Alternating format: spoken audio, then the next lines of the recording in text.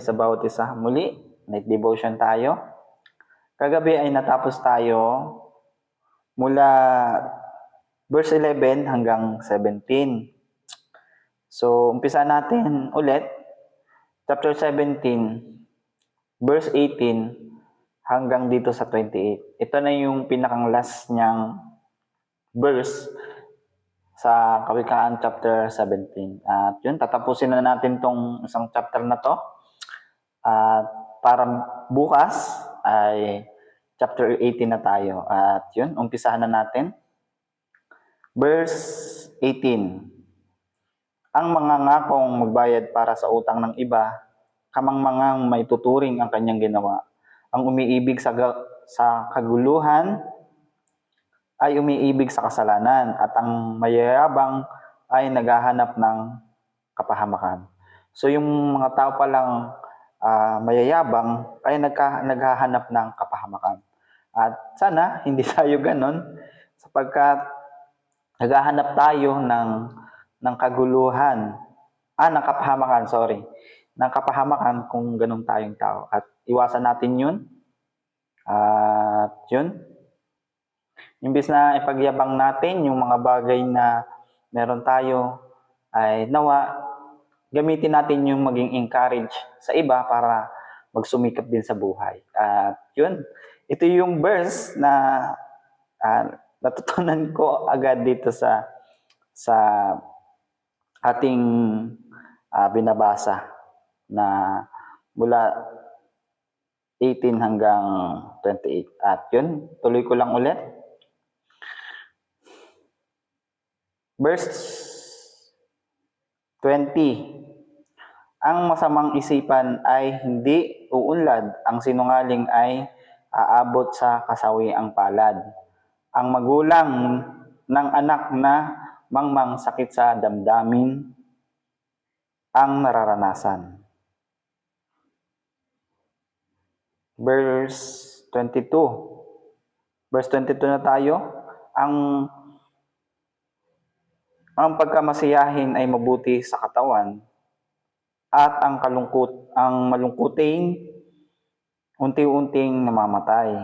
Ang katarungan ay hindi nakakamtan kung itong masama, suhol ay papatulan. Karunungan ang pangarap ng taong may unawa, ngunit ang isip ng mangmang ay pag-alagala. Sorry, nabubulol na naman ako. Ulitin ko lang. Verse 24. Ang karunungan ang pangarap ng taong may unawa, ngunit ang isip ng mangmang ay pag-alagala. Verse 25. Ang hangal na anak ay problema ng kanyang ama at pabigat sa damdamin ng kanyang ina.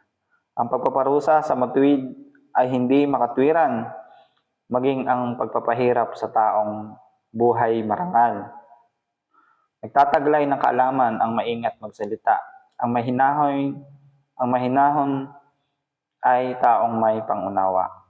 Ang mangmang na hindi madaldal ay iisiping marunong kung hindi siya masalita, at ang bibig ay laging tikom.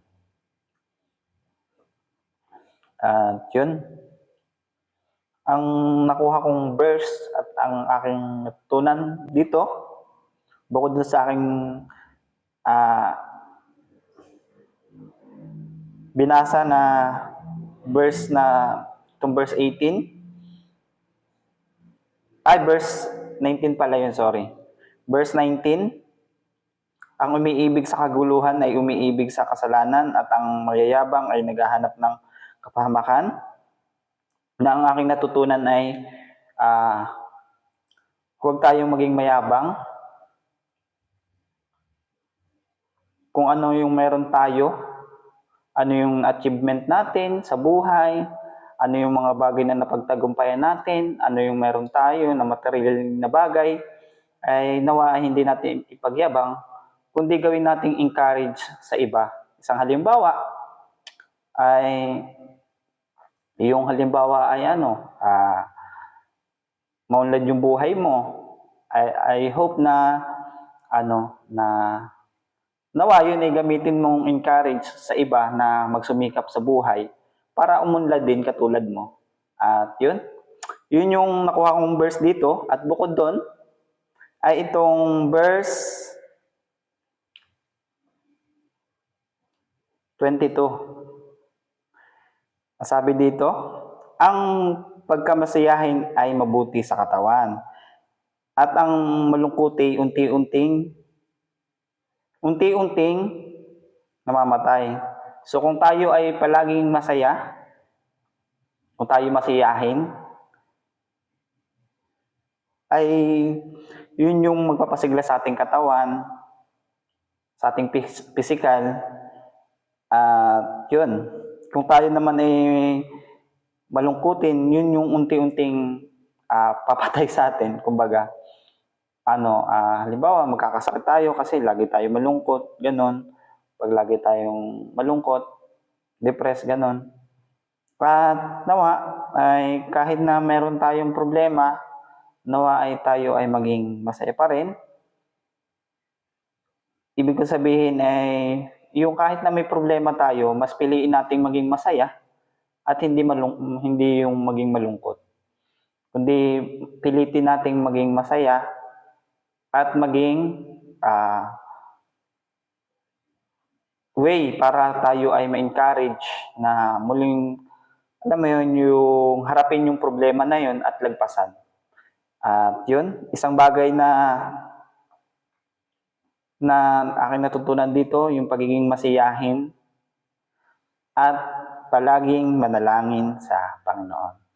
At yun lang yung aking nakuhang verse dito sa nabasa natin na mula 18,